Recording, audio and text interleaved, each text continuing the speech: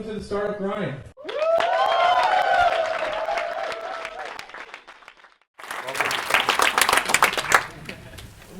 This should be interesting. I lost my voice. Luckily, this is pretty strong. I'm going to try to talk with a normal voice, but it'll be mostly a whisper, which I apologize for. I feel fine. Actually, so instead of a fireside chat, maybe it's more like a pillow talk. I almost feel like we should turn out the lights or something. So thank you. Thank you for coming. Now you spend a good amount of time in New York, right? Where do you live? What tell us about how often you're here? Where are you at any given time? You tell us about it. Facebook gets complicated. Last year I was on the road 290 days out of the year, so I travel quite a bit. I have places in Houston, where it's my home base, San Francisco, and New York. I actually just moved here. I found a Manhattan unicorn. So, I had a place already 2 years ago, but I moved between places. I found some place that was cheaper and bigger, which never happens. It's amazing. So, I'm in Soho on the corner of Nolita. Yeah, don't give the address. Party later. What? I feel like I should whisper too. Tell us about what makes New York special in your mind. You've spent all this time in Houston. You spent time in Silicon Valley and San Francisco. What is uniquely special about where we are right now? What I love about New York is the culture. The only place I have so much fun, I lose my voice. So there's something about it. Also, the people. I know we'll get the Q&A in a little bit. Last night I was at a WordPress meetup. Best Q&A I've done all year because of the questions. Just the people were, I know New Yorkers are cool, but I'm preaching to the choir. You guys know this. Tell us about what about on the entrepreneur side? You're an investor. You've invested in a bunch of New York-based companies. What is different about that? You've also invested in companies in Palo Alto, like Wealthfront, and in San Francisco, like Hipmunk. What is different about the entrepreneurs here, good and bad? What do they have? What ingredients do they have that are different from somebody on the West Coast or someone internationally? Just like hiring an Automattic, I don't consider location at all when doing an investment. I'm a big believer we're completely location agnostic. So at Automattic, we're now about 120 people in about 170 cities. So most people work from home in the city by themselves. So we just try to look for the best people in the world, regardless of where they are, and try to do the same with investing. What is talk to us about Audrey Capital. First of all, where does that name come from?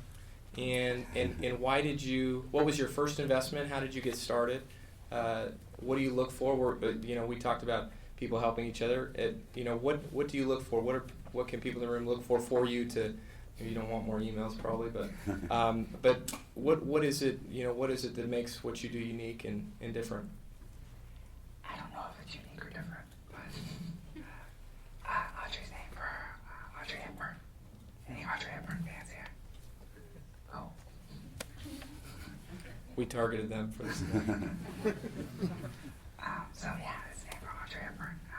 And also, so it's two things. I do my investing out of there. About 35 companies so far. And also it employs about 5 or 6 people now who work full-time on the WordPress project. More infrastructure things that don't normally get as much work. So what I look for in investments is great entrepreneurs. Often connections I already have. I got started through advising on investing. And as Automattic grew and was more successful, it seemed like a great way. I don't actually do it for financial return, but it seemed like a great way to sort of pay it forward, pass on some of my success to other entrepreneurs, and hopefully help them along the way. And correct me if I'm wrong, but one of the first companies you advised was at Sphere, and that I assume came through Tony. Was that or the Tonys maybe? What about investing in companies you pay it for? What is the best part for you? What is the part that that you get pleasure out of it, or that keeps you doing it? Because you continue. I mean, and you've made absolutely great investments. You were in MakerBot, which has exited. You were in About.me, which exited and now has come back from the dead. So what about it? What about it is worth your time, or do you like about it? I love the entrepreneurial process. So just when you see something go from idea that everyone thinks is dumb and crazy to something that takes over the world. Actually, the ones that have sold have only been doing this 4 or 5 years. If something sells at this point, it's a little bit bittersweet. Right? Like MakerBot's amazing, but I think they should be bigger than HP. They should be buying statuses, not the other way around. And so it's always great when an entrepreneur is able to find an exit. But you're always thinking, you invested because you saw the entrepreneur and the potential being something that changes the entire world. Not that they didn't, but it's still so early, right? I would rather see more of the companies go 10, 15, 20 years from now, which is also I'm trying to build Automattic.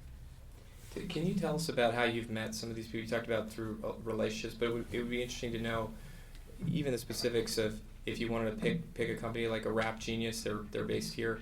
How do you meet these entrepreneurs? How quickly do you make the decisions? What about, whether it's them or someone else you wanted to kind of pinpoint on? Give us a specific example of someone that you met with and what that process, logistics of that look like. Yeah, Rap Genius is actually kind of funny in so many ways. I just cold emailed them because I was using the site every day because I love rap music. You were contributing, or you were just browsing? I'm not going to tell you my account name. You really want it. But yeah, I love rap music. And sometimes I feel like I discover some things in lyrics that I like to have there. So I emailed them just out of the blue. And they were like, oh, do you work with Paul Graham? I was like, no. So it turns out it was the same day. I emailed them like an hour before they got accepted to YC, which is really cool. They later went on to YC, and obviously it's grown. I think they were the fastest growing in that class in terms of traffic. The product is pretty awesome. It's one of those things that I was using it every day, and I thought that if I wasn't doing WordPress, I would work on something just like that. I remember when I was in college studying T.S. Eliot, and I came across an annotated Wastelander portrait of an artist of a young man. And I thought it was amazing just how much depth in every single line, how many allusions, how many things were there.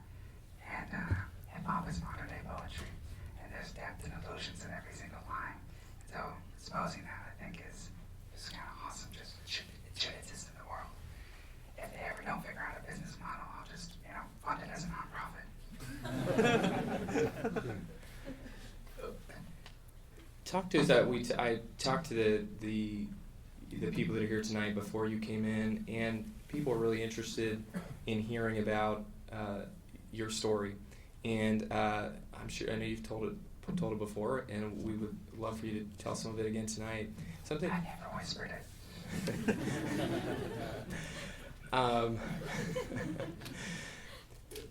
One of the things that's really unique about you is that, and I have no comeback to that.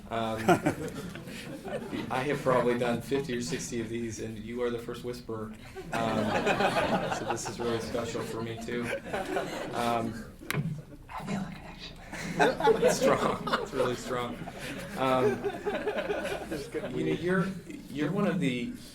So I talk to a lot of founders, and you're one of the few that 10 years later is still working on the same thing, and it continues to grow, and it continues to have influence. And we've had Hipmunk, it's a 2-year-old company, or About.me, we've had Tony Conrad. They built that thing and sold it before it even launched. And I wonder if you could talk to us about, do you remember when you had the first spark of the idea of, hey, I'm going to do this, and where did that come from, and what was it like very, very early at the very beginning? So, as you said, WordPress just celebrated its 10th anniversary in May. That's what my shirt is from. Let's give it a run. That's pretty big. It's definitely the longest relationship I've ever been in. It's because you live in New York and San Francisco. Come on, man. Get down to Palo Alto. We'll get you settled in. Houston. No, you're from Houston. Come on. Born and raised. Okay. So that's actually where it started, was in Houston, Texas. I graduated high school. I was studying political science and philosophy at U of H, University of Houston. I honestly thought I was never going to leave Houston. I really love Houston, actually. If I had to pick one place to live, it would be Houston. Sorry, New York. The rent is way cheaper there. But so I loved blogs, and I started a blog, and I didn't like the software. I was using something called Movable Type, and eventually I found this software called B2, which was started by a guy in France. It's an open source project, and I barely knew how to code. I was building websites for local musicians and things like that, but I kind of started contributing to it. Actually, my first ever patch for B2 was around typography. So I'm kind of a typo nerd, and it was annoying me every time.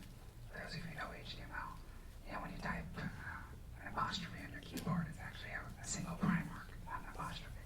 And it drives me crazy too. And so every time I would type like the word don't, I would type DON ampersand hashtag 8217 semicolon T. And this annoyed me. I started writing this code. You eventually called it texturize. So good it'll make your quotes curl. And the guy started being too saw it, and he said, "This is awesome. Like, you should, put the patch on SourceForge and we can commit it." And I was like, I don't know what any of those words mean. But I figured out how to make a patch, make it on SourceForge, and he committed it. And I got this total high, like a little high. I was like, literally dozens of websites around the world are running code I wrote. And it was a pretty awesome feeling. And I've been kind of chasing it ever since. And that was how I got involved with the project. Michelle, who founded it, kind of fell off the radar. And so the project was effectively abandoned. I blogged about it. And this guy in England named Mike Little left a comment. And he said, if you're serious about working on this, I'd love to help you. So Mike Little's the co-founder of WordPress. We took the existing code, started improving it, and that became WordPress. And this is in 2003. And to talk about it, it seems like what happened over the next 6 months, 12 months, 18 months. How much time did you put into it? How quickly did it grow? Tell us about how did it start in terms of growth and your effort? I put a lot of time in it. If I had Like full time or? Yeah, if I hadn't dropped out, they probably would have kicked me out. I wasn't going to school that much. It just became an all-consuming passion. But very slow growth, especially in the beginning. I couldn't get, actually the first 5 users were just my 5 friends from high school, because no one else would use the software. So very much was doing everything. So did the documentation, wrote the code, did the design, made the website, left comments on people's blogs saying they should switch. Started the spam too, I guess. It was all kind of, it was a one-stop shop. With Mike, we just were kind of figuring out as we went along. I've never done anything like it before. So the growth was very slow and organic. But we had a tipping point. So the software I'd used before, Movable Type, was super dominant in the market at like 95% market share. And they did a licensing change. It was proprietary software. You could still download the code and look at it, but it was fundamentally proprietary. They decided to change the licensing. So people who before had been paying maybe $30 to upgrade to version 3.0 are now have to pay $500-600. Wow. When was this exactly? It's probably 2003, 2004. Yeah. And one danger of making blogging software is you give all your customers megaphones. Right. So if they're unhappy with you, they blog about it. So there was a huge kerfluffle in the blogosphere. And it just so happened that I had written a Movable Type in order, and we released our version 1.0 about 2 weeks before, completely by coincidence. And so people started, instead of upgrading, they started switching to WordPress. There's this one guy I think he works for Google now, actually. His name is Mark Pilgrim. He wrote an amazing essay called Freedom Zero. And he said, it's not about the money. What happened is mobile type was free enough because it was open and I could change the code. I assumed the software belonged to me. But it turns out it really didn't. Because when they decided to change their business model, I was going to have to pay $565. But he said it's not about the money. In fact, I'm going to donate that $565 to WordPress. It's about freedom. And Freedom Zero refers to the 4 freedoms of the GPL. Freedom Zero is the freedom to use the software for any purpose. That means if I grow like little devil horns, you guys own WordPress just as much as I do. I can't say who can use it or not. I can't say you can't use it for anything. And so, it was all about that open source freedom, which honestly, open source is the most powerful idea I've been exposed to in my lifetime. I believe in it and promote it even more than WordPress. So he switched over and it started this stampede. It was our first tipping point. And so the first 2 weeks before that moment happened, was there any traction on it? Was it just you felt like, were you getting customers ask you for it, or was this something you felt like, hey, well, we should have this, that's the dominant platform, we should make this easy for people, or? Yeah, we focus a lot on ease of use. So an importer was obvious. The other cool thing about writing an importer is it forces you to have feature parity. Right? Feature parity, so you need to, they supported multiple categories, and we didn't at the time. So first I had to write the multiple categories feature before we could do an importer for it. So it worked really well. And to that point, do you remember how many users you had? How many blogs have been created? We were probably getting 50 or 100 downloads per day. Okay. It went to about 2,000. Today we do north of 100,000 downloads a day. That's pretty decent.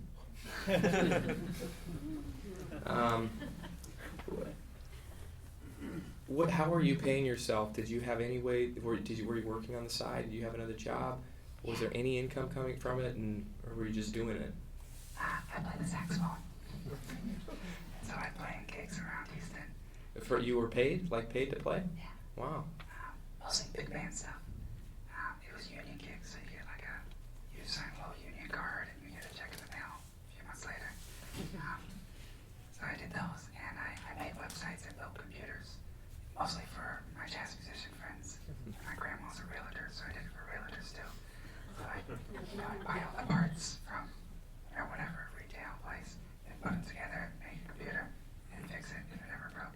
Or websites, I'd make these terrible websites, like using Front Page and Dreamweaver and stuff. And I'd kind of cobble it together. You roll over and it changes the image. There were guest books and forums. But once I started on WordPress, I was still doing the web consulting, and I started to try to use WordPress for all the projects, which was a learning process as well, because it wasn't a CMS at the time, it was just a blogging software. So if you want to use a CMS, use something like Drupal or PHP Nuke or one of these other software that was out there. Were you worried at all? I mean, you hit this tipping point. Leading up to that point, and the reason I keep asking about it is because a lot of people are at that point where things aren't going perfect, and you've turned the switch, and it's not like those .com commercials where it's like everyone sits around the computer and then the orders start pouring in, right? It's not. It's the exact opposite of that. Like no one cares what you're working on, and except your mom and your sister, one of your sisters, and so I only have one. you're okay. So, do you remember moments at that time where you thought, "Hey, I'm gonna just shut this down. This is not worth continuing. I could be a pretty successful saxophonist." I mean, were you did you have moments like that where you thought, this might be a huge waste of time, or did you look at it in a different way and say, "Hey, whatever happens, happens. I'm not expecting anything." I mean, what was your thought process, and did you hit any points where you came close to this never even happening? With WordPress, never, because the goal wasn't money or anything. The goal was just software for my website. So as long as I had a website, it was worth working on the software. The fact that other people have found it useful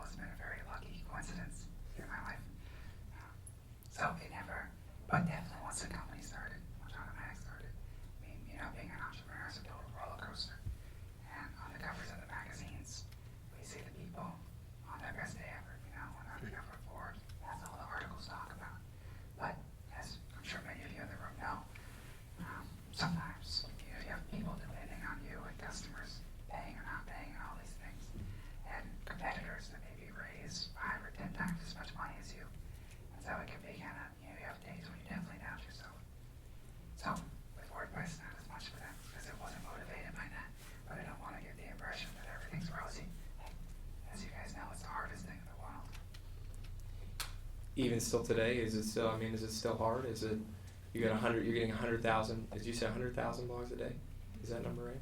100,000 downloads. 100,000 downloads. Excuse me. So, what happened after this tipping point? What happened? What happened from there? Well, people started using the software, including one of the users was CNET. You guys remember CNET? They have download.com and news.com and a few other things. They're still around, I think, aren't they? They became CBS Publishing. Yeah. CBS Online. It was actually, I'll tell you guys a funny story. So at the time, I was really obsessed with Google, actually. So I wanted to be the #1 result for math when you search for math in the world. And so, every This is before the dancing Matt guy, right? Or is this? I'll tell you about that. Okay.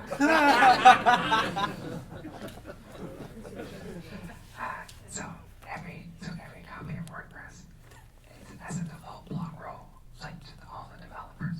So there were 8 links. One of them was Matt and went to me. So my page rank started going crazy, and I passed like Matt Damon, Matt Cutts, passed all the Matts. And I said, I don't know why I said this because I thought it would never happen, but I said if I ever reach #1, I'm just gonna go out on top like Michael Jordan. So I reached #1. When? So it would have been probably 2005. Okay.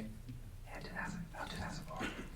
And so I replaced my website with just a screenshot of the results.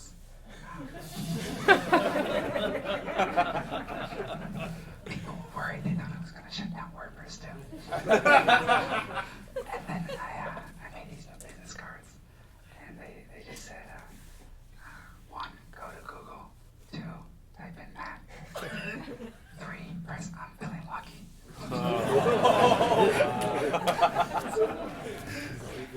It's pretty funny. But they broke. The business cards don't work anymore. Because there's this dancing guy. You guys know, I mean, that's like this sort of thing around the world. And like, he's a YouTube star. So what Google gives A real star. So yeah, he does this videos where he dances, and then the background changes. It goes all around the world. And it was one of the first viral YouTube videos. And his website's wherethehellismatt.com. And he beat me eventually. What's funny is I didn't even know, I mean, I've never heard that story. And but as soon as you said Matt, that's the guy I thought of. Is that dancing guy on YouTube? But second, then I was like, I'm interviewing Matt Mullenweg. Shift gears. So. The thing I put on the website was I'm going to go to San Francisco in a few weeks. I was staying with my friend BlackJet, who at the time worked at Microsoft and worked on Internet Explorer. So a bunch of people emailed me and said, hey, if you're going to San Francisco, come visit. So I went to Google, I went to Yahoo, I went to a bunch of companies around. I forgot to see the Golden Gate Bridge or ride a cable car. Because I was just going to all these internet companies. It was amazing. It was like a kid from Houston. Like, this is like I found my tribe. I found my people. And when I went back to Houston afterwards, I started getting job offers from all these companies to come out and work. But the most interesting was CNET. Because as a media company versus a technology company like Google, they said I could retain all the intellectual property rights to any open source software I did. So that meant I could retain the IP of WordPress. None of it would belong to CNET or someone else. And so I was like, wow. And so they made a job offer. And it was as much as my dad made. I was like, wow. So I could stay in school another 2 years and hope to get a job like this. Or I could, go out west to the land of milk and honey and get this amazing job. So I dropped out. I backed up a car with my mom and we drove from Houston to San Francisco. In your trip out there, this is, if I know the story right, the true guys, Tony, did they encourage you to come out? You met them. Was that after that you met them? Yeah. So the guy that connected me to everyone, who I still work with today, is this journalist named Mullenweg. He's my brother from another mother. He does a website called Getaround. At the time, he was a journalist at Business 2.0, and he had done a cover article on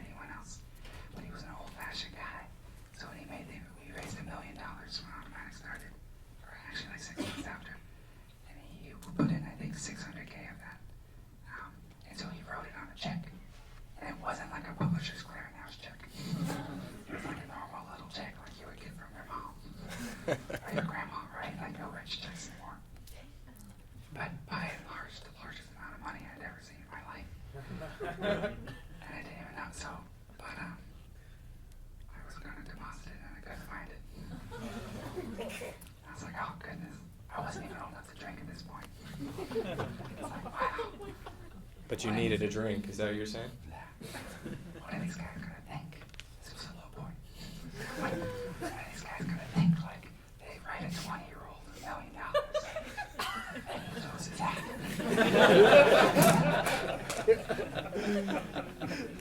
They're gonna think I'm irresponsible. So I just didn't say anything. But Phil didn't say anything either. I was like, how does this work?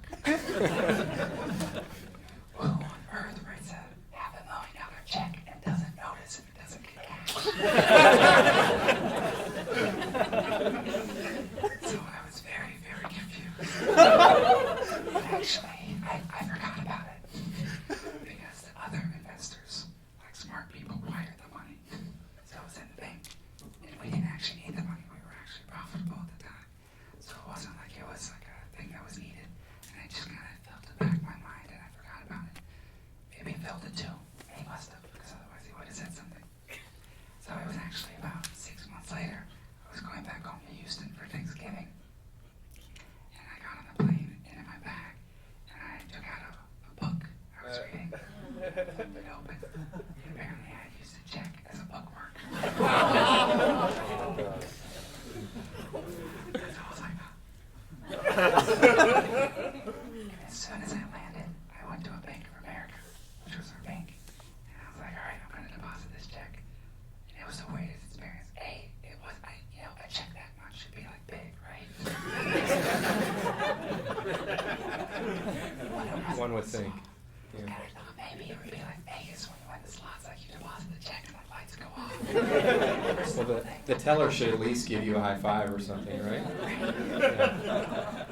Kid, You're awesome. I don't know you, but you're awesome. nothing happened. It was the most anticlimactic.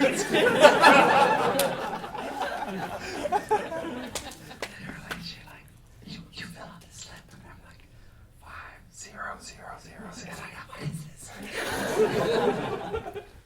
And I deposited it, and she said, thank you, and I left.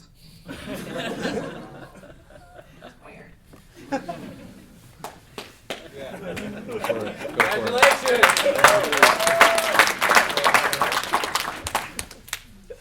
When I started investing, for the first like 10 or 15, I wrote paper checks. Just to kind of pass on that opportunity to lose it to someone else. Did anyone lose it? No. Talk to us about this decision to raise money and to go down that path, because as you say, you're profitable. You didn't necessarily need it. You kind of have been building this thing and building this community. Why go that route? What was appealing to you? And what kind of changed your mind from bootstrapping and figuring it out on your own to then getting these other people involved to help? It was a pretty tough decision. Because starting the company was easy, actually. Because the thing was WordPress was starting to get adoption at the time. But it was still very hard to use. You needed like a MySQL database. You had to set it up. You had to do a lot of technical things to get it going. And I thought, wow, if we could make this like one-click easy to start a WordPress, I think it could be a lot more popular. But the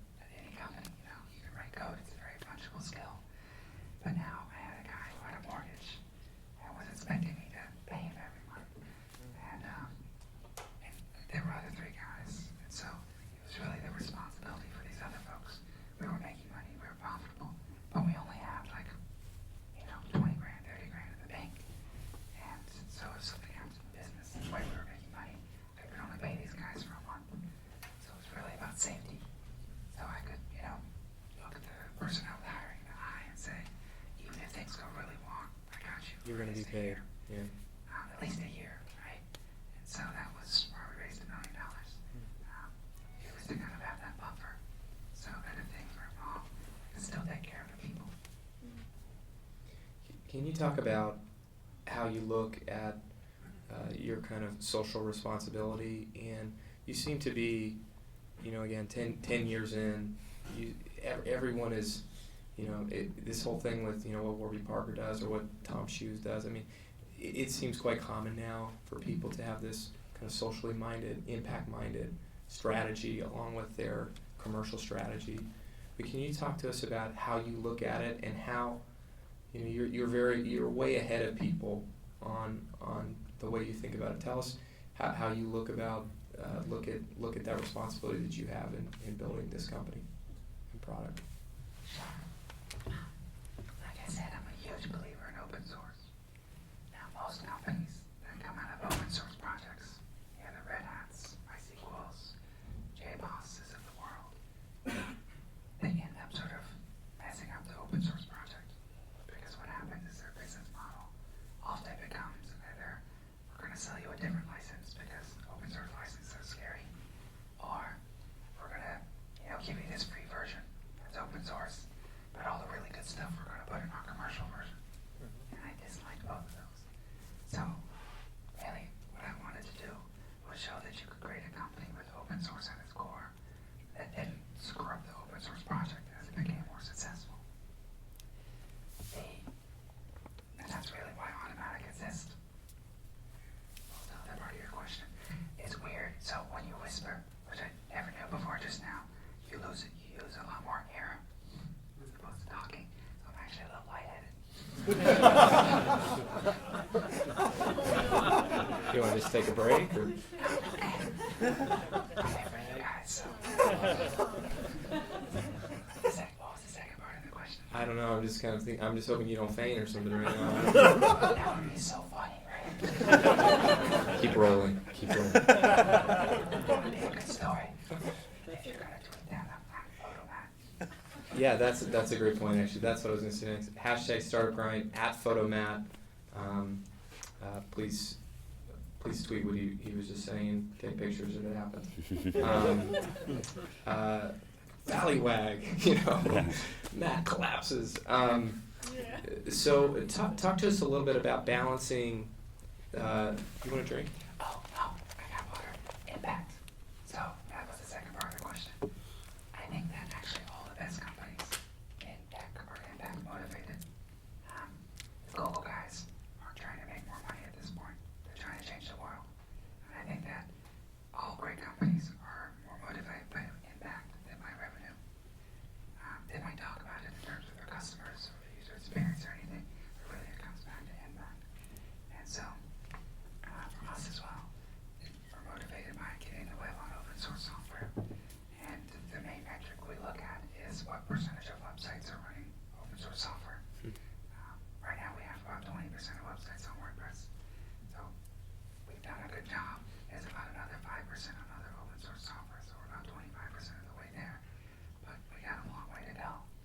The making money along the way is just what enables you to do the next thing.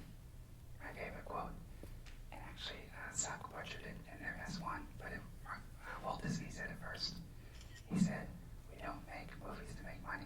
We make money to make more movies." And I believe in that. Any interest here? You good? How do you balance that with working with capitalists like venture capitalists? You have good investors. You work with good people. You have a great CEO and partner.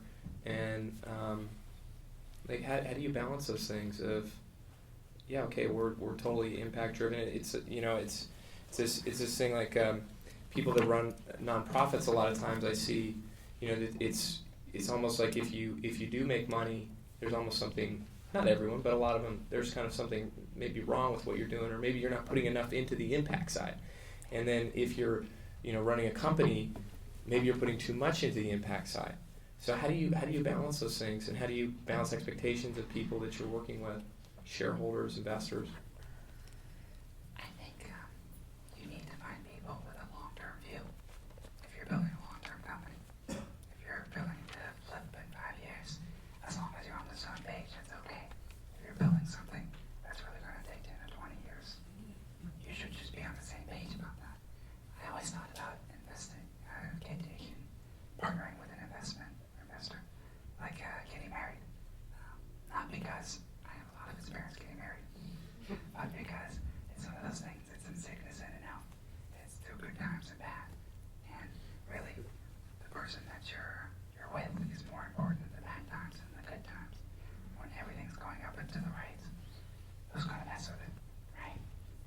things are tough when the new product doesn't sell as well as you thought, or the user numbers are down, or the key person leaves. That's when you really need that support of a great investor. We're very lucky. We're with all the same investors that we started. And just this year brought on a new one, Tiger Global, who bought actually $125 million from one of our early investors, Polaris. So Polaris had a timeline that was running out. We were able to work with them to find a new investor who has a new timeline.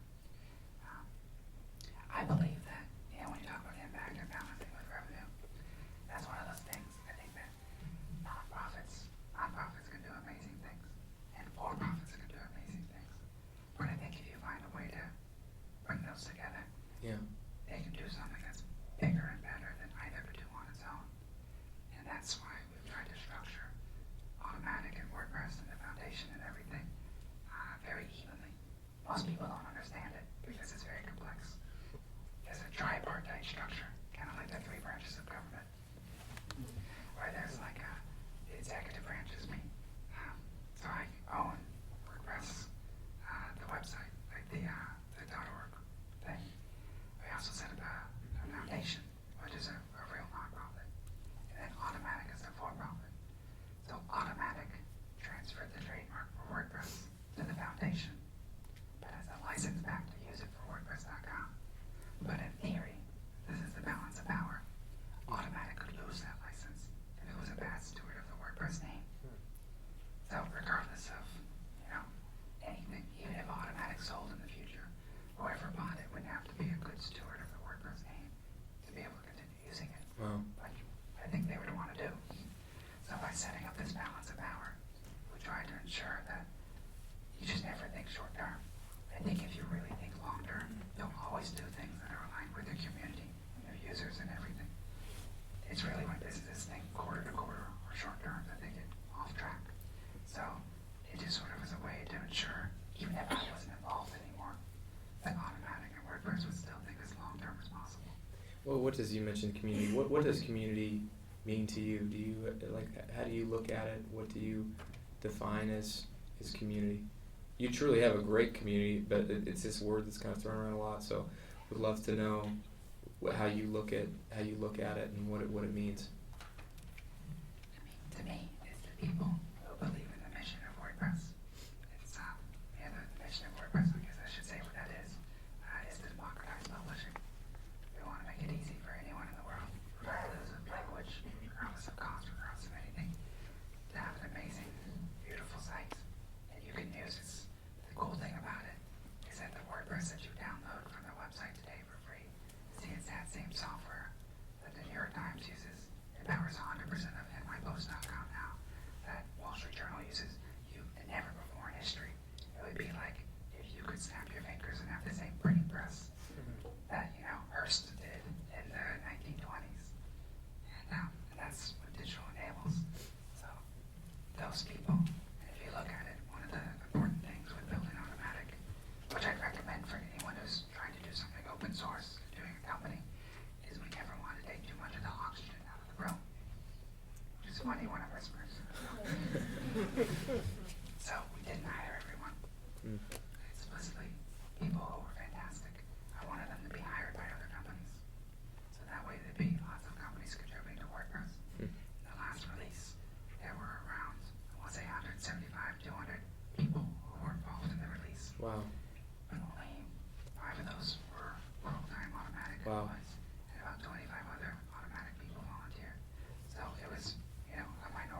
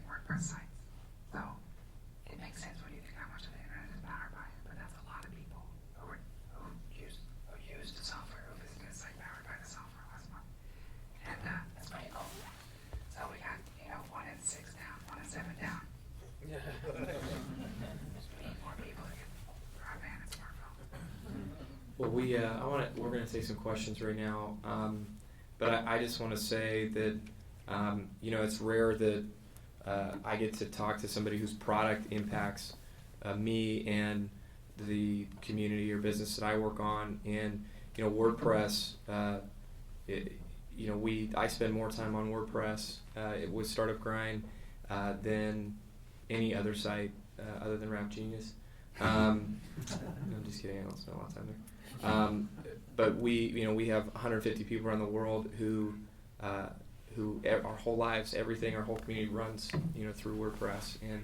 And I was going to get our CTO down here from Toronto, but they would have stopped him at the border or something. So, but I just, on behalf of our community, wanted to say thank you so much for what you've created, because it has made, I don't know how we would do what we do without what you've done. So, and that's not, I'm sure you hear that a lot, but we, our whole, everything that we do is powered by what you have done. And so, so we're very, very grateful for that, and appreciate you coming out here. And thank you. Give Matt a big round of applause.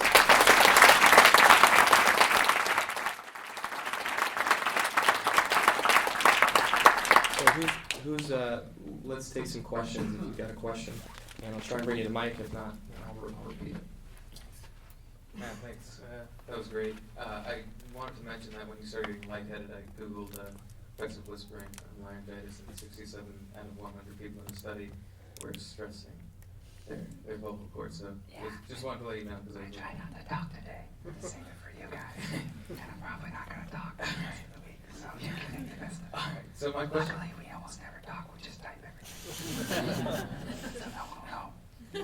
I'm curious, when in building your team, it sounds like culture was really important to it. You have an idea of what you guys are doing with the world. I was wondering how you defined that culture, and how, or whether you had a metric or rubric in measuring that across the different employees. It's not something we thought about it done in the beginning, to be honest. But it was very much defined from where we were coming from, which was an open source project. So we always tried to run the company like an open source project. That's why we were totally distributed from day one. And we released all of our code, and we did everything out there in the open as much as possible. So it was really just kind of, it was just things that had worked already. And those, I think when you embody certain values, you start to attract the people who those values are important to. And so now, like if I woke up tomorrow and was like, I don't think Automattic should do open source anymore, like probably 2/3 of the company would leave or resign. Like, it's one of those things that it's so deeply embedded. It's why people join in the first place. These are brilliant engineers, some of the smartest people I've met in my life. They could get a job anywhere. Here, they're with us. And it's a weird company in so many ways, because they believe in the impact of the mission, and see what can happen when you can sort of this open source and for profit and everything working in concert. So it's almost, I think the best definition of culture is the things that if you changed, everyone would leave. And so that's what we try to stick to. It's a great insight. Hi, Matt. My name is Gabriel. First things first, I'm kicking myself because I have the same shirt in gray, number one. Number two, what would you say in the 10 years of WordPress is the hardest hurdle you've had to deal with? As far as everything, maybe, I would say maybe how about development build, I guess, would be the way to pinpoint it. Yeah, I think it always comes down to people. So when I think of the times that have been toughest for me, it's been when there's been an issue with people. The tech stuff is just code, right? Like, you can work anything out. But like there was a time when WordPress was forked. Forking means that a bunch of the core contributors to WordPress said, this is messed up. We're going to take our toys and go play in our own sandbox. And they left. Times when people haven't worked out, at the company, it's really rough. And I think it's partially because as an entrepreneur, every single person you hire, you believe in so much. And so if they don't work out, you kind of feel like it's your fault. You're like, I did something wrong, or the company's not set up in the right way that enables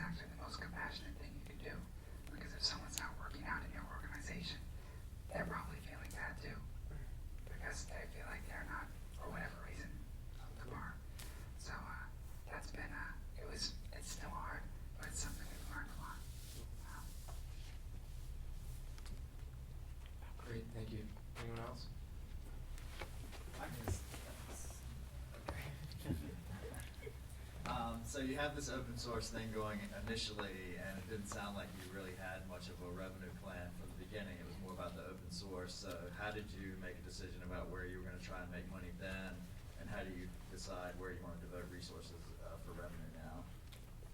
It's kind of funny. So when we were raising money, it was very much an inbound process because, you know, the best way saying we don't need money is like catnip for VCs. They just go crazy. And so one of the investors, Polaris, actually, is more of an East Coast old school. And I know I wanted them involved because they were bigger. So our second round was $30 million. They did 20 of that, so they were able to step up in a big way when our needs increased. But I wasn't sure that was going to happen, so I wanted them in the mix. And so the guy, Mike Hirschland, he said, can you come out to Boston and Audrey Waltham and present to our partners? I was like, cool. And he's like, and by the way, do you have like a business plan or anything that you can send over? And I was a little rebellious about this, so we had an internal wiki. So I made a wiki page. That was the business plan, partly because I wanted to say that it was always in flux, like it wasn't something set in stone. And it was just a little one-pager. But what's funny, if you go back and look at that, is exactly what we're doing today still. So the idea was that we'd have this hosted service, and we'd have something like ringtones for blogs, like little upgrades. You know, everywhere from $12 to $100 you can buy stuff. And that's the bulk of our revenue today. The other thing was add-on services for people over on WordPress themselves. A lot of people don't know this, but actually before we launched WordPress.com, we launched something called a Gizmit. A Gizmit is an anti-spam plugin for WordPress that's now blocked over 100 billion spams and has 5 nines of accuracy, which is highly unusual for an anti-spam system. But it's the first thing I worked on when I left CNET. And it's the idea that it's free for some users, but if you're a business user, you pay kind of $5 a month. And it's an add-on for people over on WordPress themselves. And so we have a couple of those. Jetpack, WordPress, Gizmit are the 3 big ones. Most people don't know how we make money, which I actually think is kind of cool, right? Because that means we're not doing your face about growing it. And it's funny, I was talking actually to one of the Google guys, and he said, you know, right before our IPO, that was our most common question. And at that point, they were already making, you know, huge amounts of revenue. People were like, so how do you make money? It's kind of cool. We have the first 2 questions, remember? Yeah. Yep. So I brought a prize for you guys for the first 2 people that asked questions, and I think we've done dinner. I think it was you 2 guys. So we have these books. Tell us about it. Tell us about this book. It has underwear on the cover. Please don't whisper and talk about underwear in here. It's really inappropriate. There was this guy. He's an author, Scott Perkin, and he came and worked at the company for 2 years. And just after 2 years, he wrote a book about his experience. He called it The Year Without Pants. Just to clear up any misconceptions, we wear pants. At events, you mean? Yeah, just for that. Yeah, it was kind of the joke, right? Because mostly, like I said, we're typing, or if you're a video meeting, it's just, you know, your webcam, so it's just your face. So it was a joke that his team had that, but we're trying to not emphasize that as much. It's kind of a weird thing to talk about, but it's a catchy title, and it's a really great book. So if you want to know more about how Automattic really works on the inside, I recommend checking it out. It's unofficial. We didn't write it or anything, but it's pretty good. Anyone else? Yeah.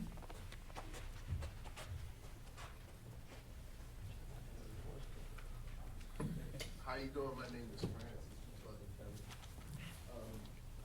First thing I wanted to ask you, being that you're from Houston, where's your $10 hat and your accent?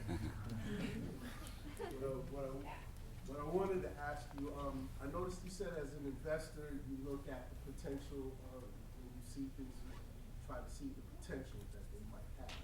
So I wanted to know, as an investor so far, have you come across projects that when you look at them, you think the potential that these things might have would be bigger than anything you've done or seen so far? And if you have, what do you do to propel them to that fullest potential? And if not, what would you do if you had come to that? So to the first question, I am from Texas, but Houston is a big city. And I always laugh. There's a saying in Texas, so when I see like, people wearing the big hats, the saying is all hat, no cattle. I don't have any cattle, so I don't wear a hat. My accent comes out if I drink. The more I drink, the more I get that southern drawl. Yeah. In terms of potential, I actually have to be totally honest. I think I'm a terrible judge of whether an idea will be a good idea or not in the future. I thought YouTube was the dumbest thing I'd ever seen. I could name so many examples. If I just invested in the things I thought were terrible ideas, I'd be way more successful probably. But yeah, Uber, all these things, when I first saw them, I didn't really understand it. So I think that's actually more to the point of what you asked is, regardless of who it is and how much you admire them or something, if they think you have a terrible idea, it might just mean that you're onto something. Most people didn't think there was room in the world for another CMS. And in fact, that was the biggest criticism of WordPress in the early days. They were like, well, there's 20, 30 blogging platforms already. Probably want another one. In terms of mentorship and the investments, I'm actually much more of a passive investor because more than 100% of my time is taken by Automattic and WordPress. So what I try to do is I'm always super available. I'm super available. So if an entrepreneur is calling me, unless they're calling me when I'm talking in front of people, always answer and try to be extremely responsive to them. But I'm not gonna. I've never joined boards, or I'm not. I'm not gonna be super proactive, bugging them every week, or even mentoring them every week about what to do. So that's more of a pull rather than a push investor. If that makes sense. It's the only way I could do it as well, because really, my first responsibility is Automattic, and those 220 people and their families. So that's really where I spend the majority of my commercially motivated time. Okay, we'll do one more and then we'll end. Hashtag Startup Grind at Photo, PHOTOMATT. It better be a good one. Actually, I was just wondering, you talked a little bit about some of the media organizations that you partner with and that you run their CMS, and I was wondering if you could just elaborate a little bit more on the organizations that you work with and how those partnerships come together, because they're very historical organizations that have a lot of legacy ways of doing things that I would imagine you would kind of shake some of those beliefs to the core. So we work with 100% of the smart media organizations. It's a program we call VIP. So VIP.wordpress.com. Basically the idea is it's bulletproof. It runs on the same infrastructure that we run WordPress.com on, which depending on how you count it is a top 5 or top 10 website in the world. So we can give basically infinite scalability to any of these guys. The way the partnership happened was actually this guy who's still an Automattic called Renan Barcoen. He was working for Time Inc. And you guys know All Things D. So All Things D was a very early adopter of WordPress, and he was in charge of this product. And in working with him on it, I thought, wow, this guy's really sharp. And so we got him to come join Automattic and get other publishers to be like All Things D and start to use the software. It was very slow at first. New York Times was actually a very early adopter, and our an investor as well in 2008. They were our first outside investor after the original core. And actually only except for Tiger. All of our investors are the couple that were there in the beginning, the New York Times and Tiger. So they were early adopters. CNET was actually a very early adopter, so both while I was there and afterwards. And basically what we do is we try to, it's very generational. So what happens is that a CTO or something gets taken to